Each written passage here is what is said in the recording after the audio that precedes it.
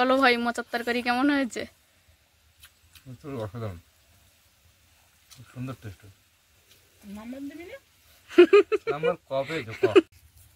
দুপুরে খাওয়া দাওয়া করে সবাই রেস্ট নিতে গেছিলাম। মা আর আমি আধা ঘন্টা মতো একটু রেস্ট নিয়েছি, নিয়ে আবার উঠে পড়েছি। এখন মা আমার চুলগুলোকে নিয়ে পড়েছে।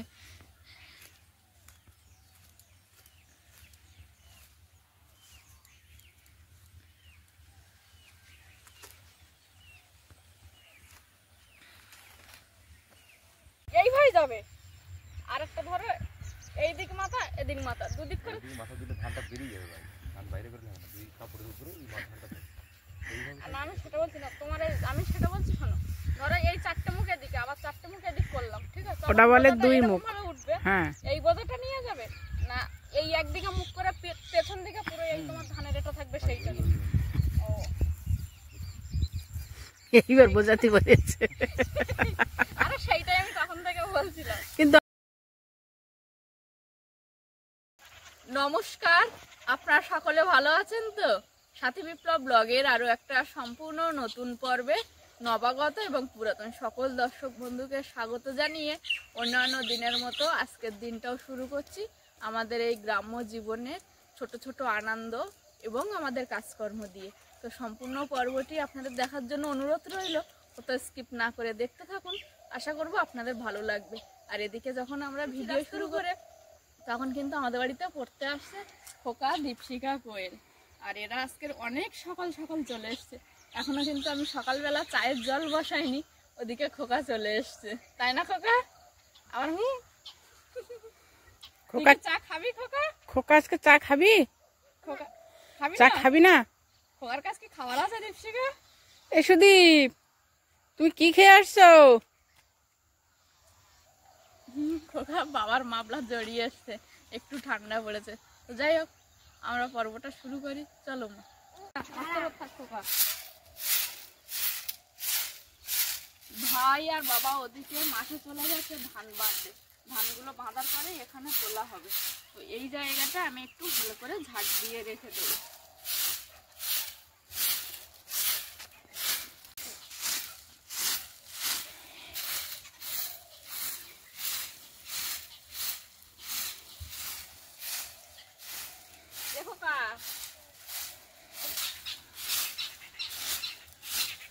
খোকা কিন্তু মুখে বলছে পড়বে, কিন্তু চা খাওয়া হয়ে গেলে ওর বায়না হয় আমি বাড়ি চলে যাবো। না না, কালকের আর বায়না করিনি, কালকের লিখেছে।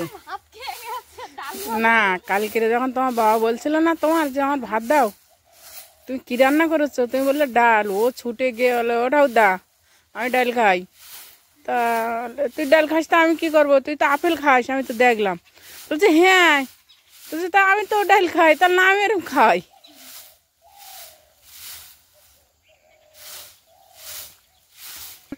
আজকে কি পরীক্ষা?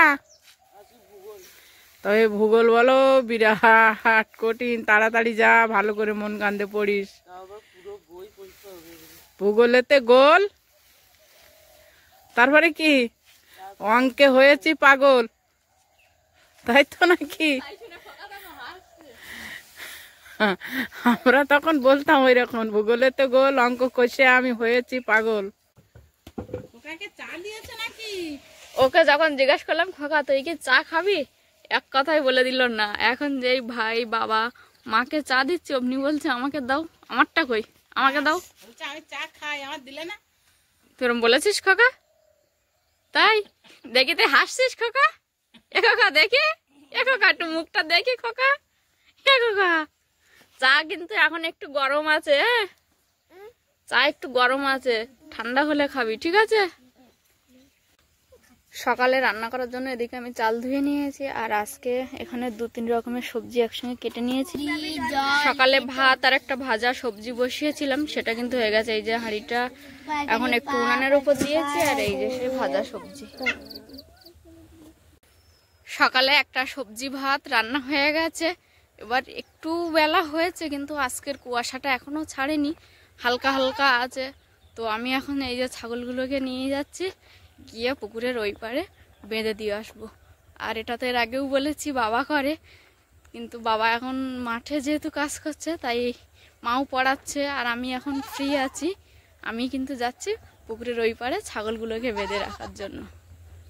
একটু একটু করে এপারে চলে আসছে, ওরা বুঝতেও পেরে গেছে যে ওদের এবার এপারে বাঁধা হবে। এই পথটা দিয়ে সকালবেলা যখন আসি, মেঠো রাস্তা সঙ্গে শিশিরে ভেজা, খুব সুন্দর লাগে। আর এই যে দেখুন ওই দিকটায় যেখানে বেশি গাছপালা দেখাচ্ছে ওইখানটায় কিন্তু আমাদের বাড়ি। আমাদের ধান কিছুটা বাঁধা হয়েছে আর কিছুটা এখনো বাঁধা হয়নি। তো এখন ভাই আর বাবা একটু বাড়ির দিকে গেছে, বাবা ওষুধ খাওয়ার জন্য গেছে, আর ভাই গেছে কাকা, পাশের বাড়ির কাকাদের বাড়িতে আজকে পিলিয়ার পোঁতা হচ্ছে, সেখানে ভাইকে ধরার জন্য একটু ডেকেছে, ভাই সেখানে গেছে। আর ওই যে দূরে ক্যামেরায় ঠিক ধরা পড়ছে কিনা বোঝা যাচ্ছে না, একটা মানুষ কিন্তু সে ধান গোটাচ্ছে। আবার ওই ফুকো বলে একটা মেশিন আছে যেটা দিয়ে তোমার ধানটাকে পুরো শুধু কেটে আর না বাঁধা অবস্থায়, মানে এইরকম অবস্থায় এক জায়গায় করে জমা করে রেখে আর ওদেরকে ডাকলে ওরা এসে ঝেড়ে দিয়ে যায়। আরেকটা মেশিন আছে একেবারে ধান কেটে ঝেড়ে তোমার ধানটাই শুধু রেখে যায়। আর যেটা শুধু ধান ঝাড়ে তার নাম ফুকো, আর যে ধান কেটে ঝেড়ে দিয়ে যায় তার নাম কিন্তু ধান কাটা মেশিন। এখন একটু বেলা হয়েছে, সেই সাথে সাথে হালকা হালকা রৌদ্রও উঠছে। তো আমার রাতের বাসন আর সকালে রান্নার বাসনগুলো পুকুরে ভিজিয়ে রেখেছি, এবার কিন্তু আমি মেজে নেব। বাবা সকাল থেকে অল্প একটুখানি মানে 10-15 মিনিট ধান বেঁধে বাবা বাড়ি চলে গেছে, আজকের আর বেশিক্ষণ পারেনি। আর ভাই সকালে তো কাকিমাদের বাড়ি পিলিয়ার তুলতে গেছিলো, সেখান থেকে এসে সকালের খাওয়া দাওয়া করে ভাই কিন্তু এখন একা একাই ধান বাঁধছে।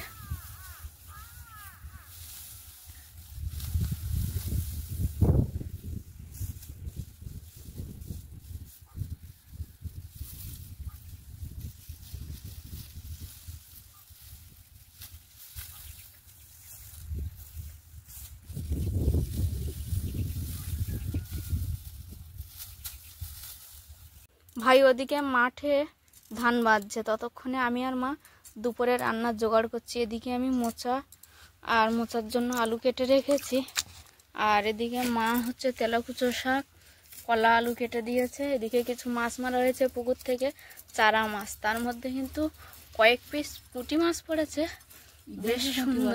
এগুলো দেশি পুঁটি, বেশ কিন্তু বড় বড় সাইজের। আর ওখানটায় কিছু অল্প কিছু চিংড়ি মাছ, এটা সুলতাদি দিয়েছে। এই যে দুপুরে দুপদের রান্না করে সবাই স্নান করে নেওয়া হয়ে গেছে, এখন কিন্তু মা সবার জন্য ভাত বাড়ছে।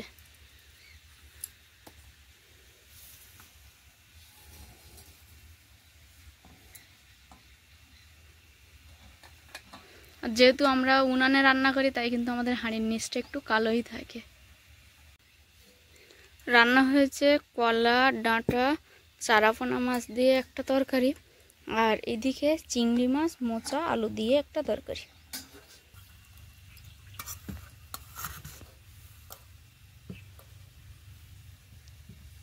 থালায় ভাত বাড়া হয়ে গেছে, এখন মা মোচার তরকারিটা সবার থালায় দিয়ে দিচ্ছে।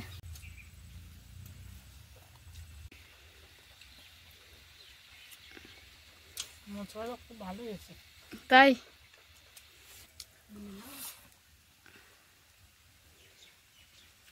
বলো ভাই, মোচার তরকারি কেমন হয়েছে? অসাধারণ, খুব সুন্দর টেস্ট। নাম্বার দিবি না? নাম্বার কবে? দুপুরে খাওয়া দাওয়া করে সবাই রেস্ট নিতে গেছিলাম, মা আর আমি আধা ঘন্টা মতো একটু রেস্ট নিয়েছি, নিয়ে আবার উঠে পড়েছি। এখন মা আমার চুলগুলোকে নিয়ে পড়েছে।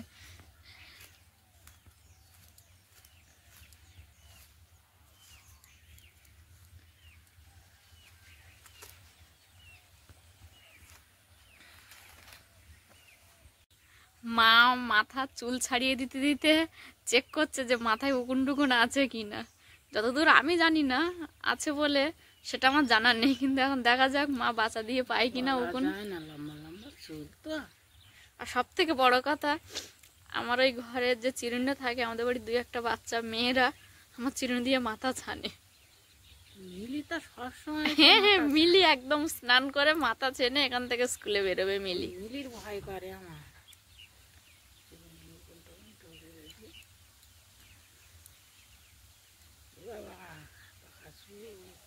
একটা করে চুল পেকে যাচ্ছে, দেখো মা, তাহলে আমার কত খাটুনি পড়ছে। এই দেখো পেকে গেছে না? একটা পাকা চুল পেয়েছে মা ওগুন দেখতে গিয়ে। এরম মাথার খুলে চুল টুল টানি ভালো লাগে। তাই চুল টানি দিচ্ছি। ওপনি ওপন থাকলে আমি এরা মজে দিতাম। ভালো পাচ্ছে না। এইখানটা দেখো মা, এই সোজা দেখো তো কোনো পাকা চুল আছে কিনা।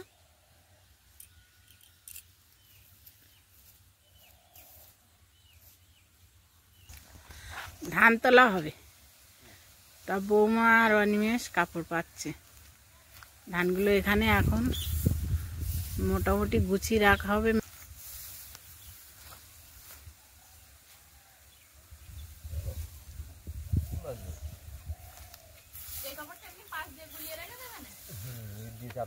এখন না, ওই ইটা এনে এনে দাও, না হাওয়ায় উড়ে যাবে। আচ্ছা, এই যে কাপড় পরতেছো তোমরা, ভিতরে ছেঁড়া টেড়া আছে নাকি দেখো। কাপড় যাতে উড়ে না যায়, ইট চাপা দিয়ে রাখা হচ্ছে।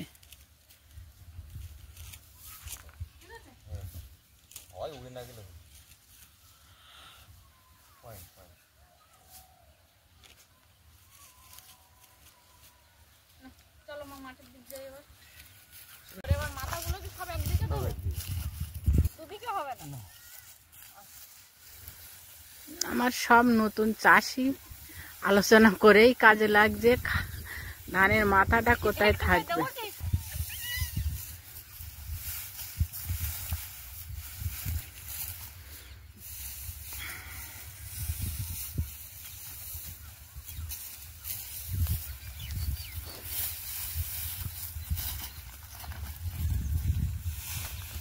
এইভাবে যাবে, আরেকটা ধরে এইদিক মাথা এদিক মাথা, দুদিক করে মাথা দিলে ধানটা বেরিয়ে যাবে ভাই, ধান বাইরে বেরোলে হবে না, দুই কাপড়ের উপরে এই মাথাটা থাকবে।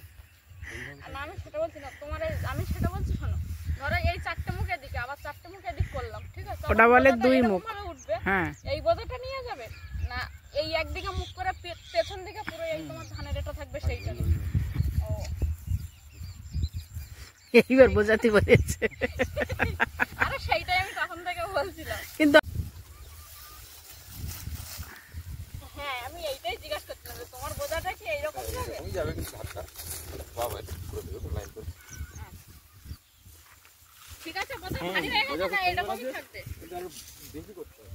আচ্ছা, অনেক খারাপ।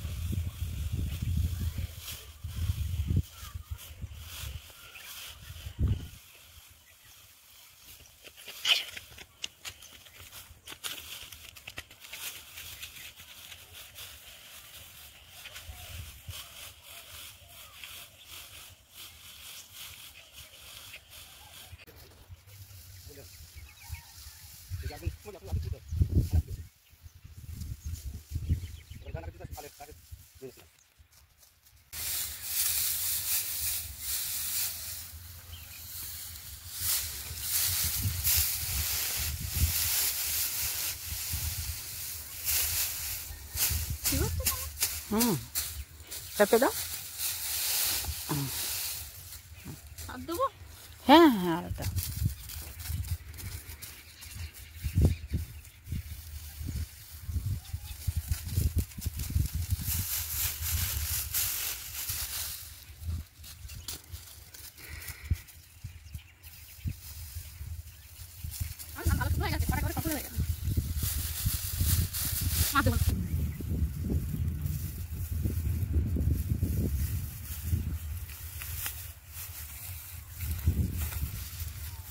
তুলবো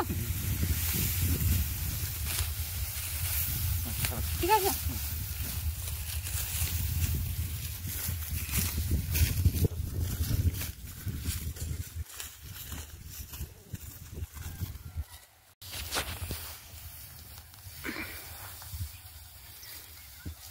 তলা কটা সাজিয়েছো? 4টে আরো 2-4টে দাও। তলায় হ্যাঁ 6টা দাও, দিয়ে চাপিয়ে দেবা। সবসময় ডান হাতে 3টে বাঁ হাতে 3টে গুণ নাও, দেখুন সুন্দর করে তলা ওঠে।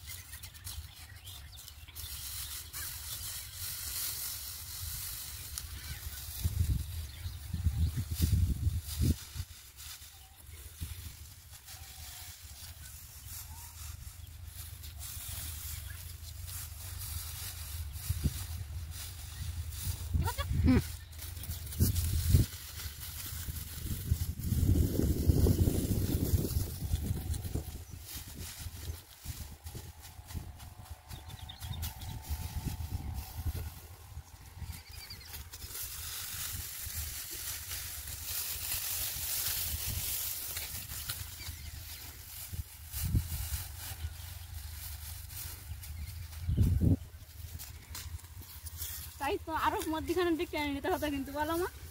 ওই জন্য বললাম না যে এমন জায়গায় পাতবা মিডিল হবে, 2 পাশেতে সমান ধান উঠবে, তাহলে পাতলাম তার থেকে একটু কাছে করলাম। তোমার টানাটানিটা আর করতে হয় না। ও কাজ করতে করতে শিখে যান, আর কাজ শিখতে শিখতে সব ধান উঠে যাবে।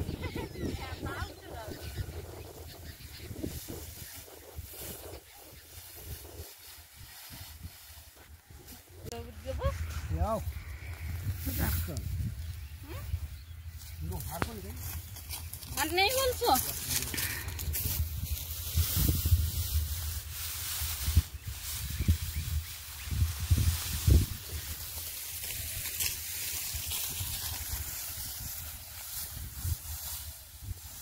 আমরা এদিকে বাঁধা ধানগুলোর বোঝা সাজাচ্ছি, ভাই বয়ে নিয়ে যাচ্ছে, আর বাবা ওদিকে কিছু ধান বাঁধতে বাকি আছে, সেগুলো কিন্তু বাবা বাঁধছে।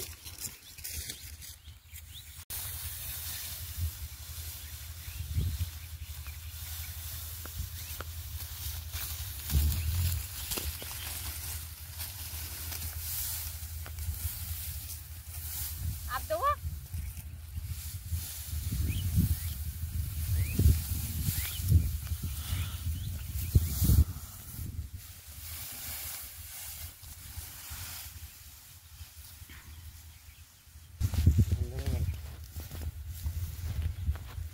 আমি ধরবো না তুমি ধরবে?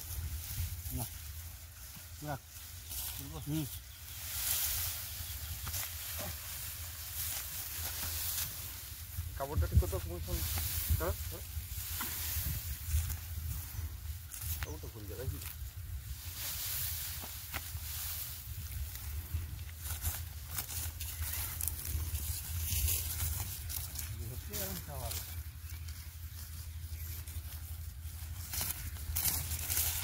কাজ শিখে যাবা, কিন্তু কাজ শিখে যাবা শেষ, কাজ শেষ।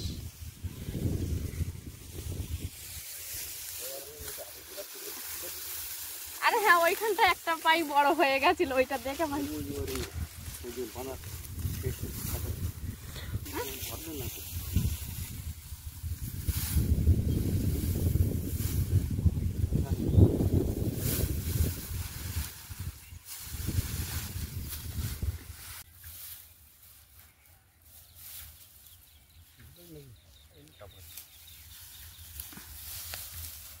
একবারে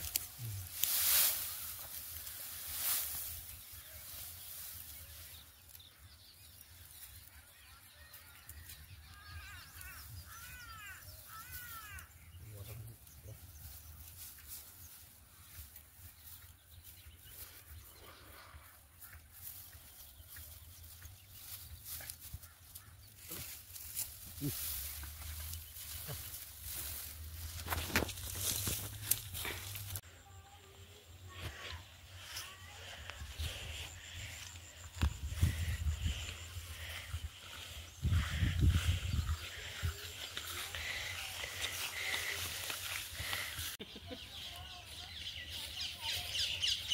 বোঝা নিতে নিতে ওই মাথায় একটা ছোট বোঝা হয়ে গেছে, তো এটা এখন আমি নিয়ে যাচ্ছি।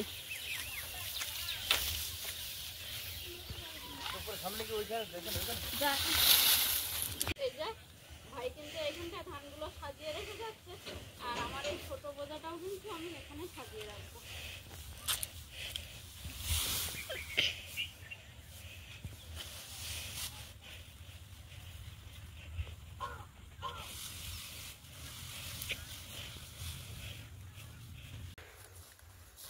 ভাই একক্ষেপ গিয়ে একটা জলের বোতল এনেছে, আমরা জল খাচ্ছি আর কাজ করছি। আর ওদিকে ভাই কিন্তু এখান থেকে মাথায় করে নিয়ে বয়ে নিয়ে গিয়ে ওই বাড়িতে গিয়ে একদম আমাদের রাস্তার গায়ে ধানগুলো রাখা হচ্ছে। ও কিন্তু সেই পর্যন্ত নিয়ে যাচ্ছে, আর আমরা এদিকে এই যে দড়ি দিয়ে যাচ্ছে একটা করে, এই দড়িতে আমরা বোঝা সাজিয়ে রাখছি। ও এসে নিয়ে যাচ্ছে, আর দুটো দড়ি দিয়ে বোঝা বাঁধা হচ্ছে, একটা নিয়ে যাচ্ছে আবার একটা বোঝা সাজিয়ে রাখা হচ্ছে। এরকমভাবে কাজ করছি। আর আমার মাথায় প্রচুর খড়ের যে কুচি হয় সেগুলো পড়ছিল বলে মা আবার ভাইয়ের কাছে একটা গামছা পাঠিয়ে দিয়েছিল, সে গামছাটা বেঁধে নিয়েছি। বাবাও একটা গামছা বাঁধা আছে, ভাইয়ের মাথাতেও কিন্তু একটা। আর এখন ধানের যে বোঝাটা আমরা সাজিয়েছি সেই বোঝাটা কিন্তু বাঁধা হচ্ছে।